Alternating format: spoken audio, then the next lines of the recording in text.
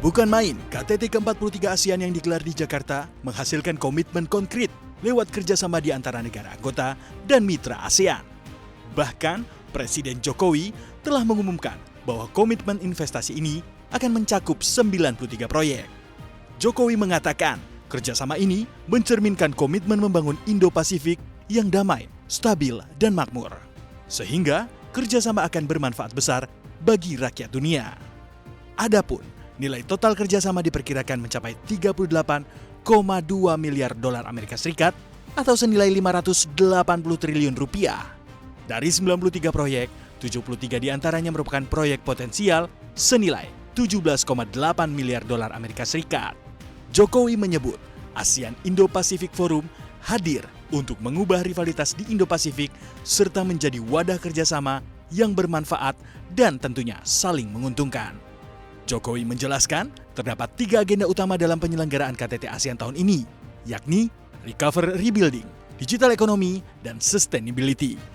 Lewat ketiga agenda tersebut, ASEAN ingin menjadi kawasan yang tetap penting dan juga relevan bagi masyarakat ASEAN dan dunia, baik berperan sentral sebagai motor perdamaian maupun kesejahteraan kawasan.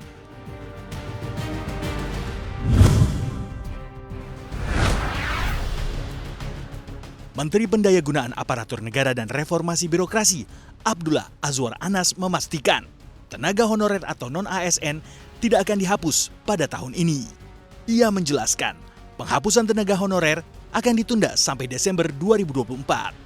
Hal ini masuk sebagaimana usulan yang diatur dalam Rencana Undang-Undang ASN.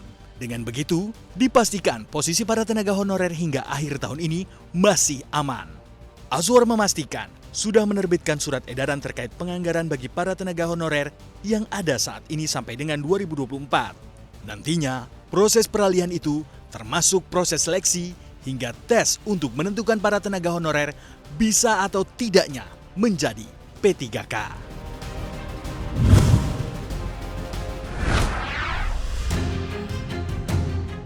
Menteri Perhubungan Budi Karya Sumadi memastikan soft launching kereta cepat Jakarta-Bandung akan dilaksanakan pada 1 Oktober 2023 mendatang.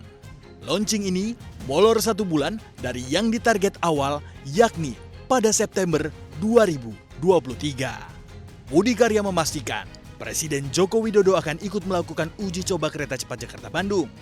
Terkait waktu uji coba akan menyesuaikan dengan jadwal Presiden. Budi memastikan kereta cepat Jakarta-Bandung akan terus diuji coba sebelum diresmikan dan dioperasikan secara komersial. Hal ini penting agar pemerintah bisa mengetahui dan menilai dari sisi keamanan transportasi massal canggih tersebut.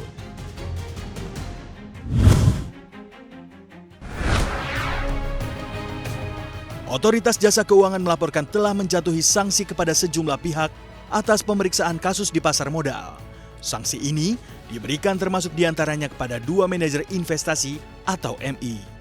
Kepala Eksekutif Pengawas Pasar Modal, Keuangan Derivatif, dan Bursa Karbon OJK, Inarno Jayadi mengatakan, kedua MI tersebut antara lain Asia Arya Capital dan Pan Arcadia. Keduanya diberikan denda dengan total 3,07 miliar rupiah. Selain itu, OJK juga telah mengeluarkan perintah tertulis untuk membubarkan seluruh produk kelolaannya, baik itu reksadana maupun kontrak pengelolaan dana. Inarno menambahkan, OJK juga memberikan sanksi administratif dan perintah tertulis kepada para pengurus, pemegang saham, tenaga pemasar, dan pihak lainnya yang terbukti menyebabkan MI tersebut melakukan pelanggaran peraturan perundang-undangan. Selain sanksi kepada 2 MI tersebut, pada Agustus 2023, OJK juga telah mengenakan sanksi administratif dan atau perintah tertulis terhadap kasus perdagangan saham PT Dewata Freight International Tbk. Adapun sanksi administratif tersebut berupa denda 37,52 miliar rupiah kepada 18 pihak.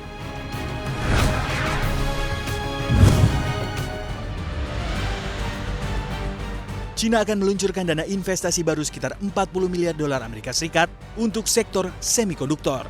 Dana ini kemungkinan merupakan dana terbesar dari 3 dana yang diluncurkan oleh Dana Investasi Industri Sirkuit Terpadu Cina yang juga dikenal sebagai Big Fund.